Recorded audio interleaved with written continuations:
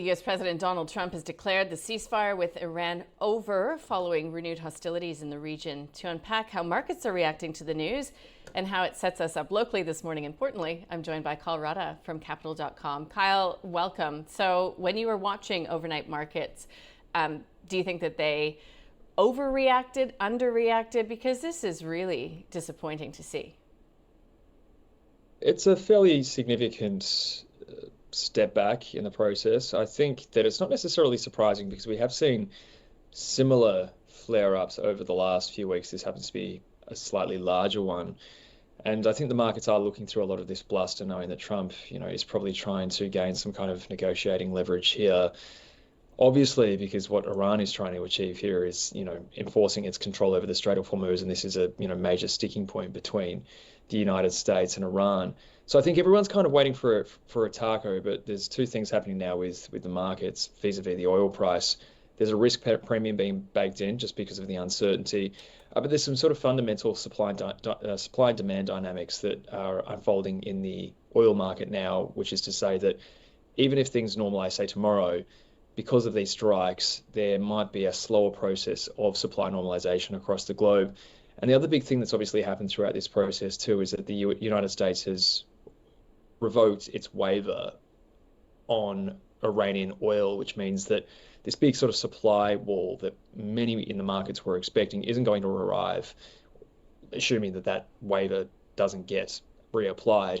And that's going to have actually fairly lasting impacts on supply and demand dynamics in global energy markets. So once more, everyone's sort of betting on the taco, but the uncertainty has to be priced in, and whatever happens, it's probably going to have some ripple effects, and just sort of illustrates how difficult it's going to be for the US and Iran to achieve a lasting peace deal when it can't even really get over at this point in time who controls the Strait of Hormuz, let alone all the other complicated things that, negotiators are going to have to try and nut out. Yep. So we're still dealing with this, still expecting some sort of a taco from Trump. But what does this mean in terms of inflation expectations? Because we did see in the Fed minutes that governors are getting more concerned about what's happening out there in terms of inflation. I mean, this is not going to be helping the situation when it comes to rates. No, not at all. And I mean, I think one thing that really shines through in the data and also the commentary is that you even sort of strip out some of what's going on with energy prices at the moment. The underlying inflation pulse is very strong. You've got, fairly accommodative fiscal settings in the United States. You've got this artificial intelligence boom and sort of a resilient consumer. All of that's kind of contributing to inflation remaining above target and moving away from target. But what the energy story kind of does is creates a changing expectation for the rate of change of policy going forward and effectively how urgently the Fed might have to react to rising prices. And I think we did see that a little bit today in the markets, especially at the front end of the yield curve, where the 2-year was up by somewhere around 15 basis points or as much as 15 basis points throughout the session, really as those monetary policy expectations, and at least uncertainty about monetary policy in the immediate future is sort of being baked in. I think it was sort of remarkable that we did see Wall Street fairly resilient off the back of that. There was a big drop at the start of the session before, we saw a rebound, mostly led by tech stocks, perhaps ironically enough. But once again, we're dealing with an inflation problem that's going to be there, whatever happens in energy markets.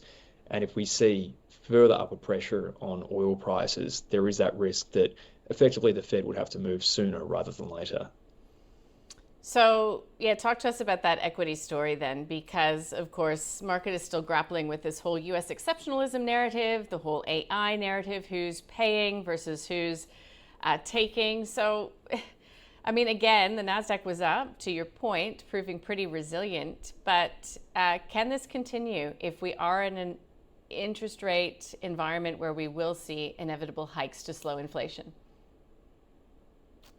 Certainly it'll weigh on asset prices eventually. And I mean, I think we do have earnings season coming up in the next sort of 3 or 4 weeks. We've got, say, the big tech results less than 4 weeks away. And I think that's really what the markets are looking at, especially when it comes to this sort of semiconductor story and the sustainability of these tech valuations, is whether, like last quarter, a lot of these large firms completely shoot the lights out when it comes to profit expectations, and maybe, reassures the markets that perhaps, even if there's some supply side issues for semis in particular because of, higher costs and greater competition and things of that nature, but at least if there's still strong demand coming through from hyperscalers because they're printing profits as they monetize AI, that'll kind of ease those concerns.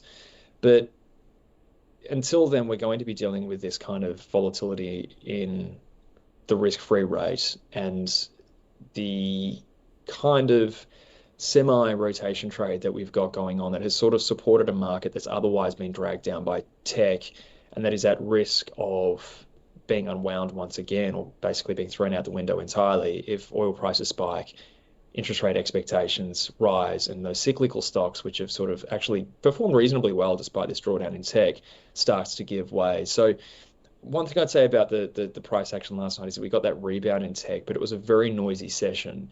And I would expect that if we continue to see this kind of volatility in the energy market because of rising geopolitical risks, that we mightn't see that kind of resilience across the board. In fact, if anything, correlations will start to tighten up, and that, kind of risk of higher rates will start to weigh on things right across the board. All right, Kyle, write the script for Asian trade today because, of course, we'll be watching energy and the commodities complex in Australia quite closely. We've got US futures lower this morning already. We've got oil prices up. What else happens in your view today?